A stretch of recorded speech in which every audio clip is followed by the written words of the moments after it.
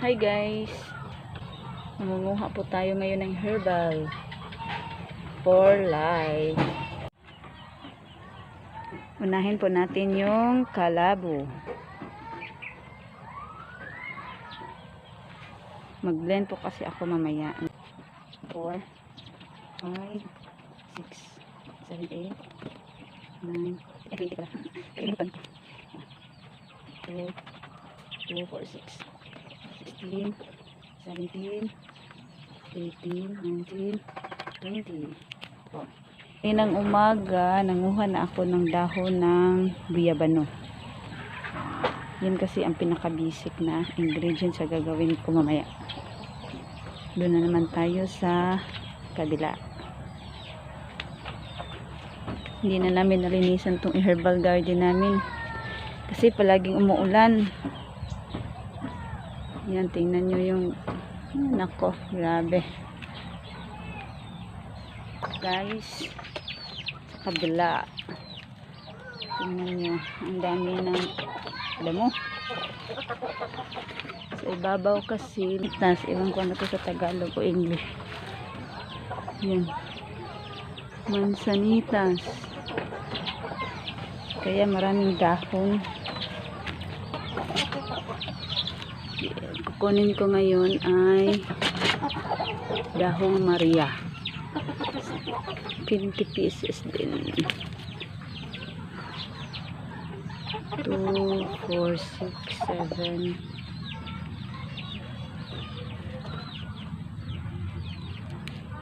11,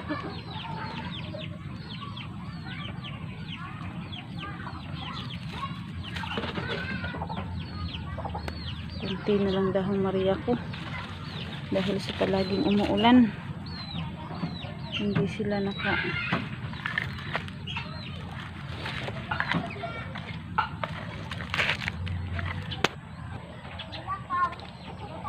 sunod naman ang kunin ko ay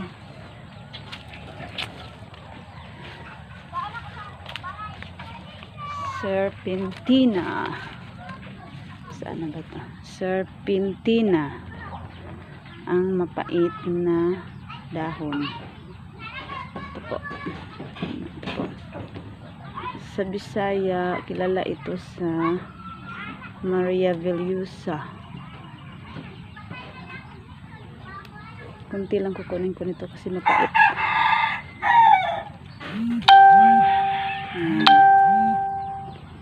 Yan po. Next ay balbas pusa. Ito yung balbas pusa. Ito. Yan, balbas pusa. Yan. Mas kilala siya sa Bisaya na wachichaw. Tawag namin dyan wachichaw. Wachichaw. Nasaan na yung iba?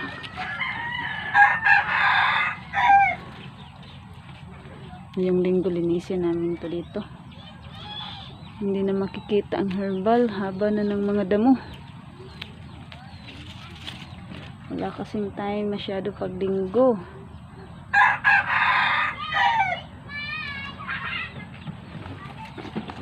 Saan pa ba? Ito, sambong. Sambong yan. Lalagyan ko rin ng sambong. 1, 2, 3, 4, 5. Kunti lang nilagay ko. Sambong at kalamanggay. Kalamanggay namin nasira talaga sa ulan. Yan o yung ano, ang tawag dito.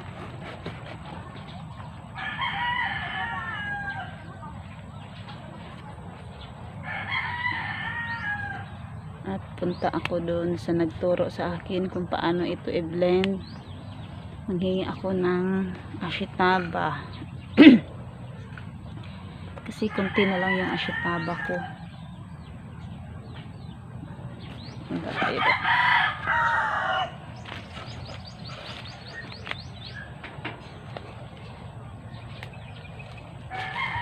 Yung herbal garden namin. Hindi na halos makita. Ito yung puno ng mansanitas. Kasi ang init dito kaya tinaniman namin yung puno ng mansanitas. Ito ho yun yung ashitaba. Masarap to. Pwede itong nguyain.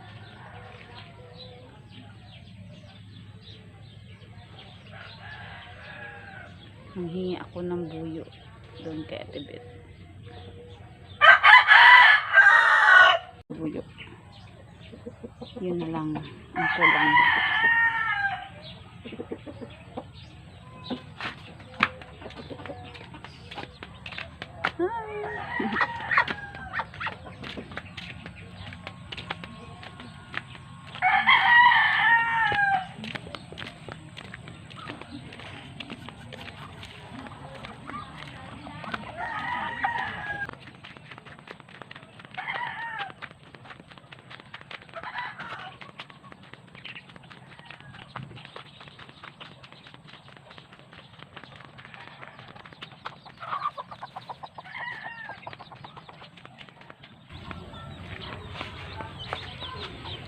Bulaklak po ito.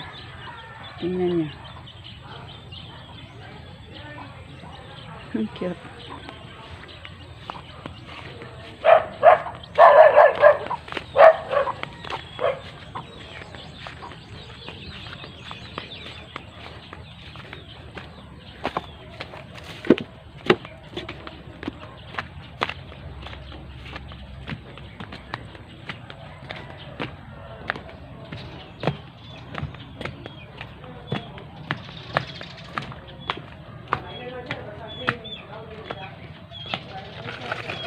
Ayan, maraming sambong dito. Ayan, mga sambong po yan.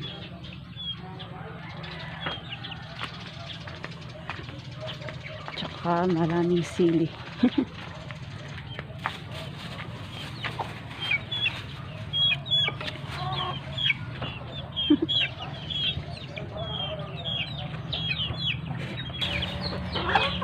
Tibet! Ate Beth! Layat ang tao. Nasi, Ate Beth? Ingna, mangayo kong buyo. Sige ra, ina nga mga ara kong buyo.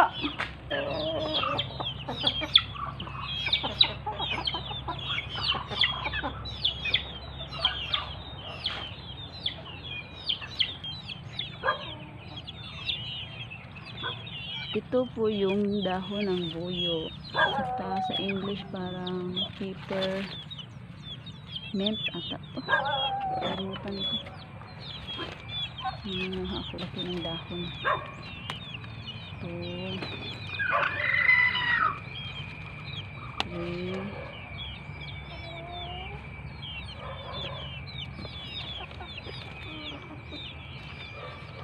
4.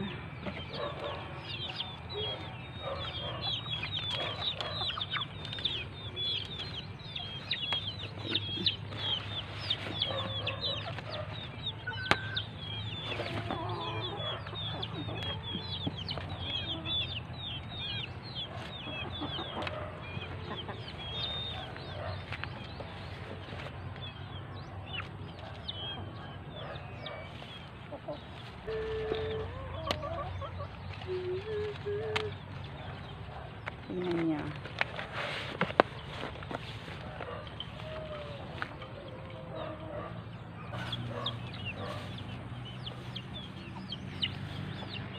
Against the light. Balik ako dito. Yung mga 5 to 6 AM.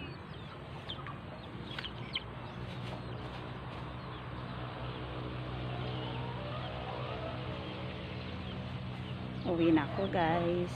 Gagawa pa ako ng blend. Sunod kayo. Nagsunod sa akin. Nagugutom na yata itong mga to.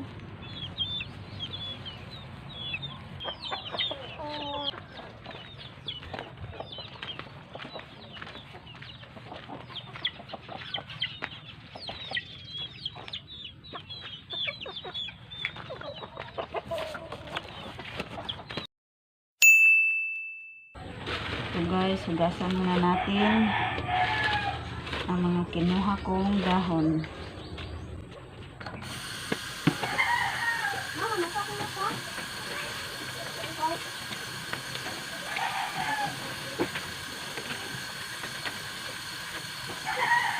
Hindi naman kumarami kasi hindi dito kumita. Hindi kumarami kasi sa unang mga dito galing. Kung hindi masyadong malito dito lang malayo sa mga sasakyan. Hindi ko masyadong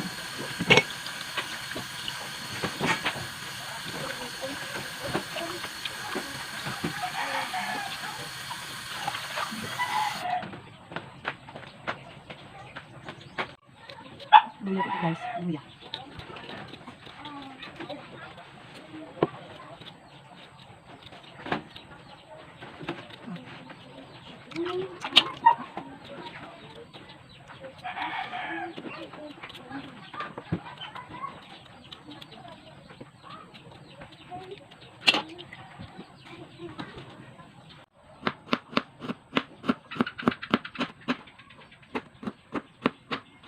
Luya ito guys. Pinaka-basic na ingredients na herbal blend na gagawin ko.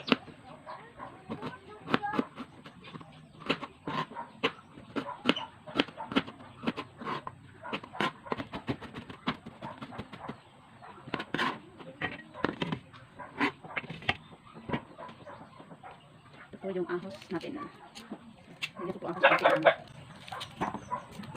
Kunti lang ahos ilagay ko kasi hindi naman to yung tawag dito sa amin ahos ng Bisaya. Iwan ko pagka Tagalog siguro. Ahos Tagalog. Dapat kasi ahos ng Bisaya ilagay. Mas masarap siya. Eh wala nang mabili dito. Wala nang magka-COVID. Kaya ito na lang ang itatapal ko na ahos. Pero kunti lang ilagay ko kasi matapang to eh. Kaya iba ang lasa.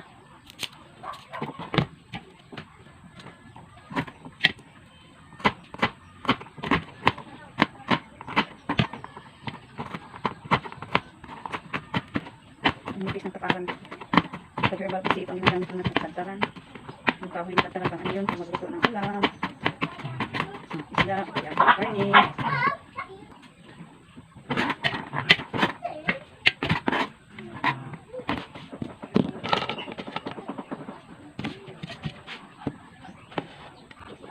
Dito yung at saka luya.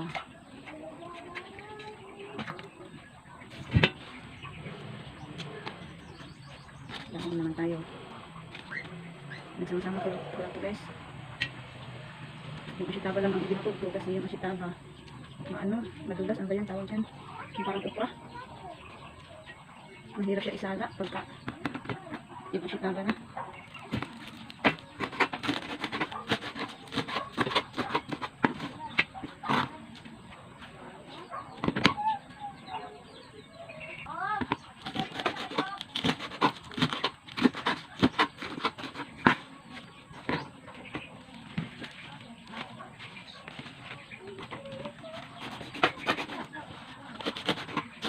Yung natuwa ko sa ng bilagan.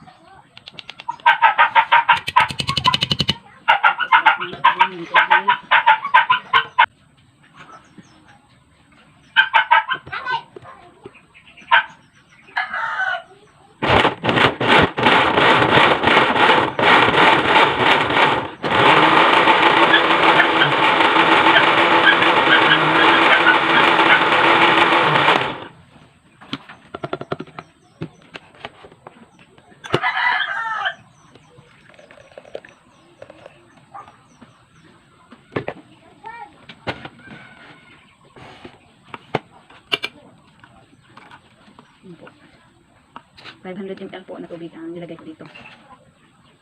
Pag may nilalagnat, inuubo at sinisipon, ito agad ginagawa ko. Kasi, katakot ang panahon na yun eh. Takot tayo sa COVID. Gabi yung asawa ko, medyo nilagnat. Gabi na ako gumawa nito, pero gabi na eh. Kung ginawa ko kagabi, nagpakulo ako ng luya, tsaka ahos, yun ang pinakain ko sa kanya. Hindi naman malala yung pakiramdam niya.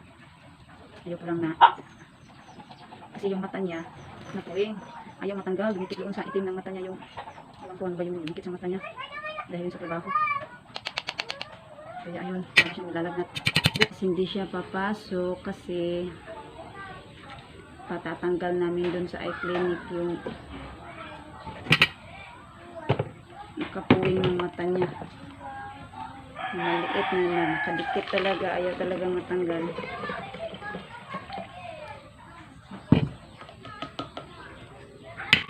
Next, sa simple lang ito gawin kung nasada kayo at saka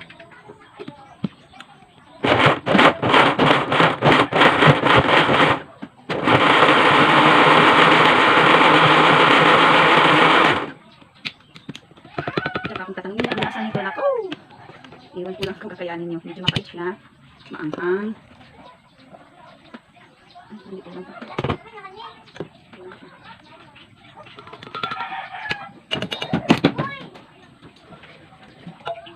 Pero, pinapainom ko yung mga bata ko.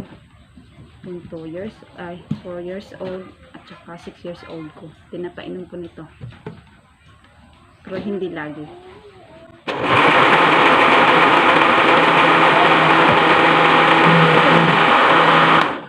Sige pa. Pamili.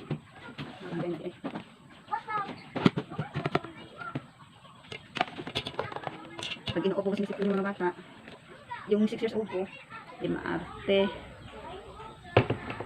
Hindi siya mapili sa mga herbal. Umiinom talaga siya nito kahit kakaiba yung lasa niya. Pero yung 4 years old ko, naku, hindi mo talaga. Pinipilit ko. Mag-away muna kami bago ko siya mapainom. Tsaka yung lowest ko. Kasi iba talagang lasa niya.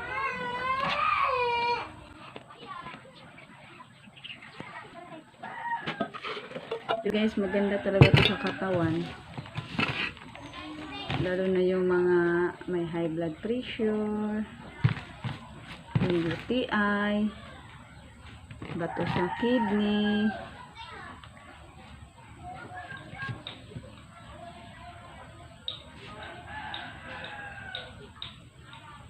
may mga bukol-bukol.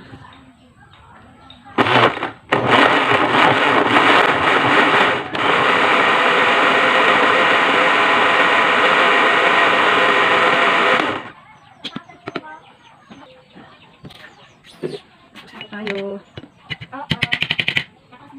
Ano lang last kong gagawin?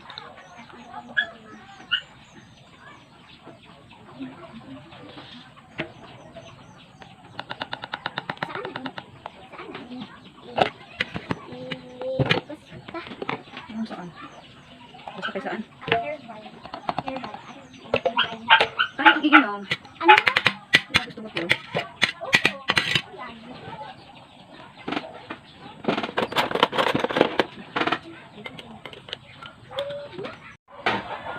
I'm done. Bye guys. Salamat po sa pagpapanood. Ito na po. Bawal po siya ilagay sa plastic.